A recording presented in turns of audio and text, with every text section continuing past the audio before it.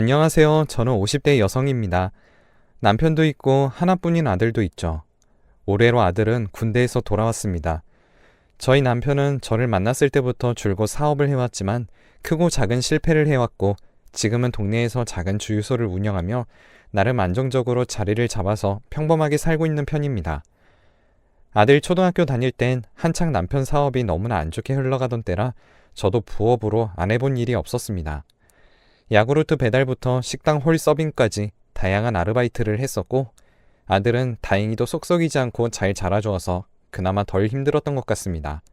아들이 중학생 시절에는 남편이 새롭게 시작했던 CCTV나 블랙박스 떼어와서 달아주고 판매하는 일들이 잘 되기 시작했어요.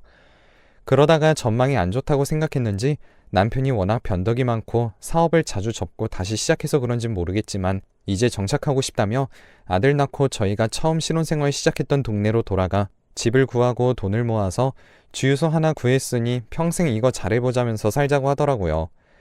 아들도 마침 고등학교에 진학할 때였고 남편이 가자던 동네가 저희 도시에서 가장 학구열이 높고 아들이 공부하는 데 도움이 될 것 같은 동네였기에 저도 나쁘지 않다고 판단했습니다. 그렇게 저희 부부가 처음 살림을 시작했던 동네에서 아들을 고등학교 보내고 주유소 하나 운영하게 된 것이죠. 지금까지 이사 다니고 사업 접고 시작하고 저도 저 나름대로 알바나 일하고 바쁘고 정신없게 살아왔었는데 그 무렵부턴 조금 살 것 같다고 생각했던 것 같습니다. 남편도 철이 든 건지 이젠 진짜 어려움이 없으려나 했습니다. 근데 남편이 주식이나 재테크, 부동산 같은 거에 관심을 가지기 시작했고 자기도 평생을 사업 망하다가 겨우 안정적으로 살기 시작한 걸 알아서인지 관심만 가질 뿐 선뜻 시작하거나 큰 돈을 투자하지는 못하더라고요. 물론 제가 모으는 목돈이 없어서 그랬던 걸 수도 있고 제가 모르게 했을 수도 있지만 중요한 건 집안에 큰 돈을 제가 쥐고 있다는 거였기 때문에 크게 문제될 건 없었습니다. 그러던 어느 날 우연히 아들 방을 정리해주다가 아들 방에서 주식 관련 책들이 부쩍 많은 걸 발견하게 되었습니다. 전 처음엔 그냥 그렇구나 하고 넘겼습니다. 뭐 주식에 관심을 가지기 시작했나 보다 정도로만 생각했던 것 같아요.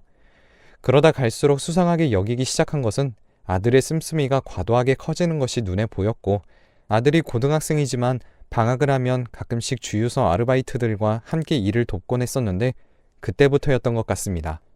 한 번은 같이 알바하는 친구들과 저녁 식사를 간단하게 배달 음식으로 함께 하려는데 그중 한 친구가 저보고 부자면서 더 비싼 음식을 사주면 안 되겠냐고 우스갯소리로 말하더군요.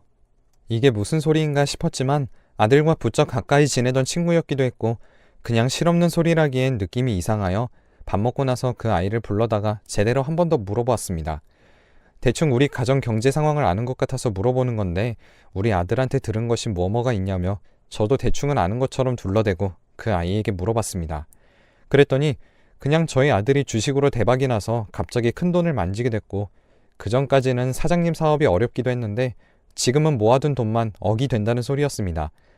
그때 아들 방에 꽤 많다고 느꼈던 주식 관련 책들이 스쳐 지나가며 정말 놀랍기도 했고 어떻게 주식을 할 생각을 했는지 의아하기도 했으며 뭔가 모르게 조금 두렵기도 했습니다.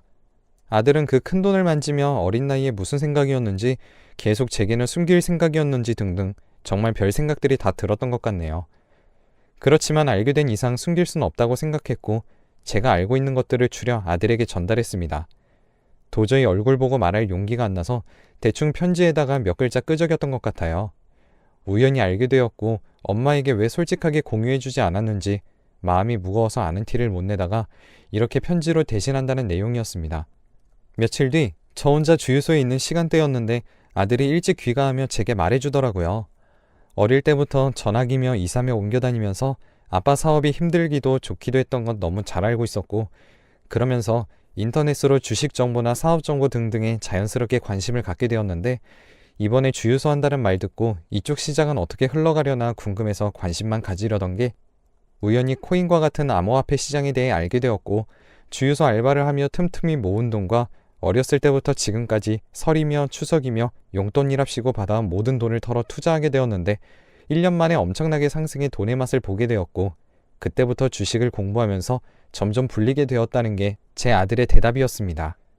저와 제 남편의 불안정한 사업 활동으로 인해 아들이 주식에까지 눈을 돌리게 했다는 게 미안했고 억장이 무너지면서도 어떻게 어린 고등학생 아들이 주식으로 돈을 불려 몇백에서 거의 몇천에 달하는 돈까지 만지게 된 건지 마냥 신기할 따름이었어요. 왜 말을 안 했냐 물으니 아예 거짓말하거나 숨길 생각은 아니었지만 주식이라는 게 앞으로 또 어떻게 될지도 모르는 일이고 돈이 이렇게 많다고 알리면 아빠가 또 다른 생각을 할까봐 당분간 자기가 더 공부를 하며 앞으로 어떻게 될지를 보려고 했다고 말했습니다. 사실 아들에게 도움이 되지는 못할 망정 고생만 시킨 것 같다는 미안함과 구구절절 다 아들 말이 맞기만 해서 저는 그래 알아서 잘해라 라고 이야기했습니다. 진짜 실제로도 아들이 기특한 마음이 너무 컸고요. 그렇지만 아들 말대로 저희 남편이 그 사실을 알게 된다면 그 돈을 노리고 사업을 넓히고 싶어 할 수도 있기 때문에 저도 의도치 않게 아들과 함께 비밀을 가지게 됐습니다. 그러던 어느 날 갑자기 남편이 노발대발을 하며 저에게 아들 소식을 알고 있었냐고 했습니다.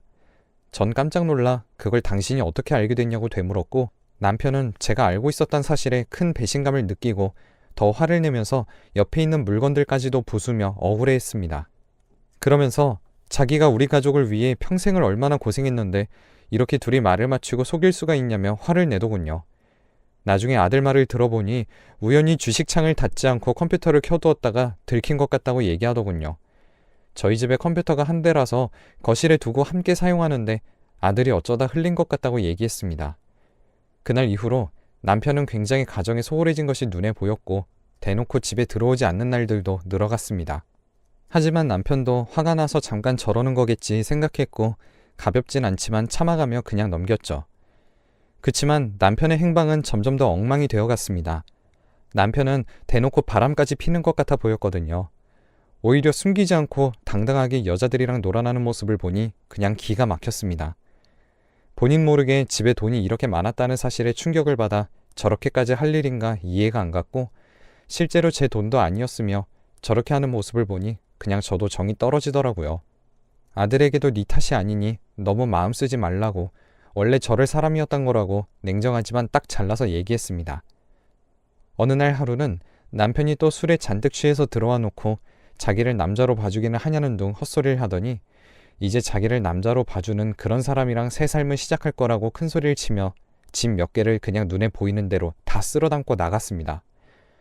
어안이 벙벙하고 어이가 없었는데 누가 봐도 취한 사람이었고 취해서 그러는 것이었기에 내일 해 뜨고도 저럴 수 있는지 지켜보려고 했습니다. 뭐 어디 차 안이나 모텔에서 하루 자고 들어오겠지 싶었어요. 그런데 하루가 지나고 이틀이 지나도 남편은 진짜 보이지 않았고 심지어 일주일이 지나기 직전 무렵엔 전화번호도 신호가 가지 않았습니다. 저는 슬슬 갈수록 너무 걱정이 되기 시작했고 아들에게 괜찮은 척 해두긴 했지만 그래도 마음이 너무 불안하여 수소문하여 남편을 찾고 다니고 그랬습니다. 그러던 어느 날 갑자기 경찰에게서 연락이 왔습니다. 제 이름을 묻더군요.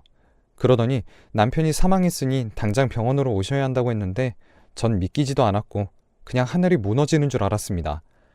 연락이 되지 않는 내내 남편을 괘씸하게 생각했지 제가 이런 일을 당하게 될 줄은 상상도 못했거든요.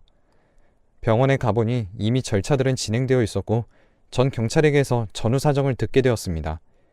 곱씹어 보니 저와 다투고 술에 취해 짐을 싸서 나간 딱 그 당일날 벌어진 일이었습니다. 남편은 길바닥에 있었고 한 차가 남편을 차로 치게 됐는데 그때 바로 신고를 하거나 차라리 그냥 그 자리에라도 뒀으면 됐는데 너무 무서웠던 나머지 남편을 근처에 있는 호수와 산 언저리에 버려두고 갔다고 합니다.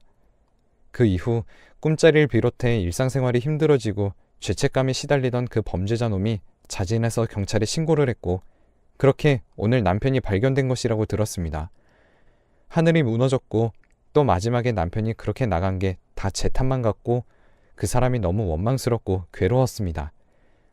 아들에게도 너무 미안한 마음뿐이었고 앞으로 제가 혼자 어떻게 살아가야 할지도 막막하고 그랬습니다.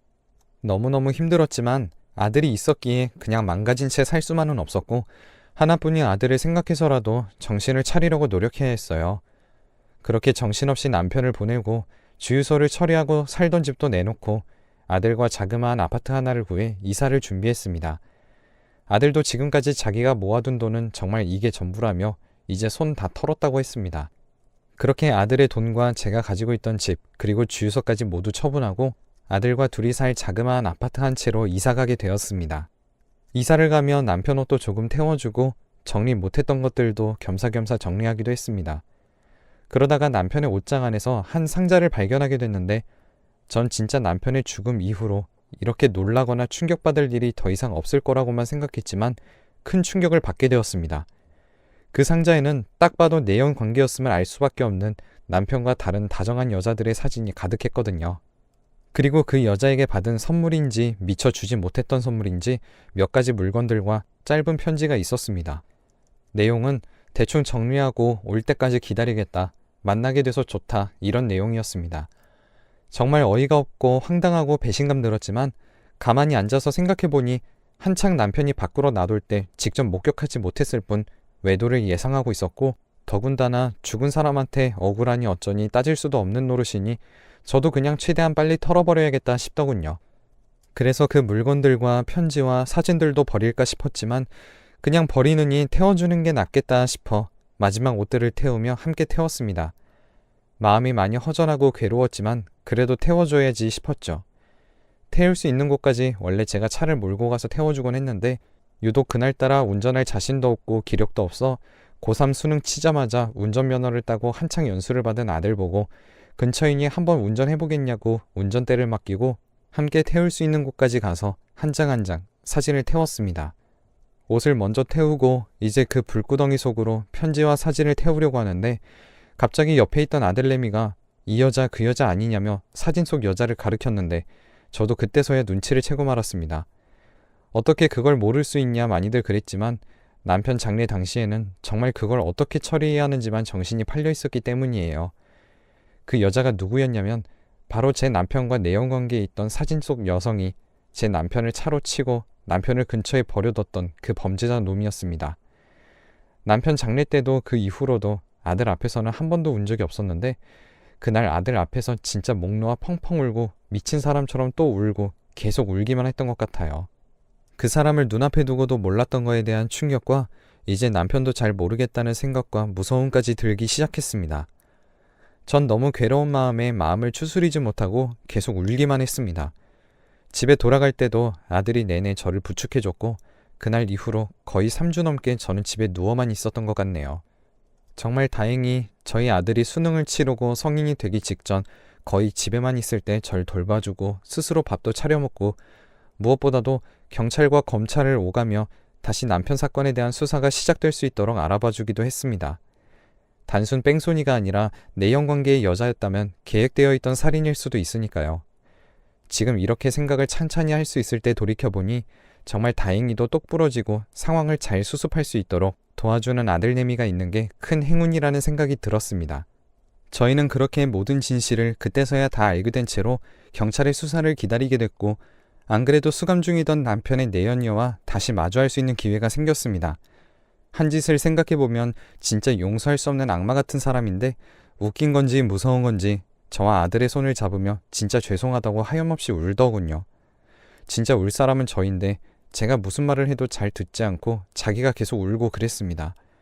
원래 저와 아들을 정리하고 본인에게 돌아오겠다고 말했고 돈도 해오겠다, 집도 해오겠다 말하던 사람이 어느 순간부터 자기에게 소홀하고 연락도 잘 되지 않자 배신감이 너무 컸고 남편이 술에 취한 날 차로 치려던 건 정말 홧김이었다고 저희에게 말해주었습니다.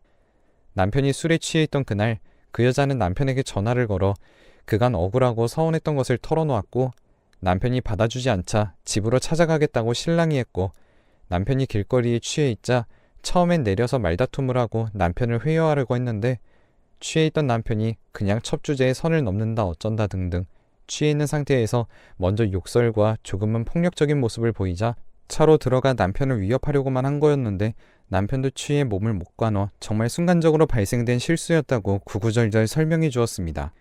제가 알던 뺑소니 당시 상황과 달라진 것은 하나 없었지만 그런 관계였고 그런 대화가 오갔었다는 걸 들으니 정말 소름이 끼치고 놀라서 뒤로 자빠질 지경이었습니다.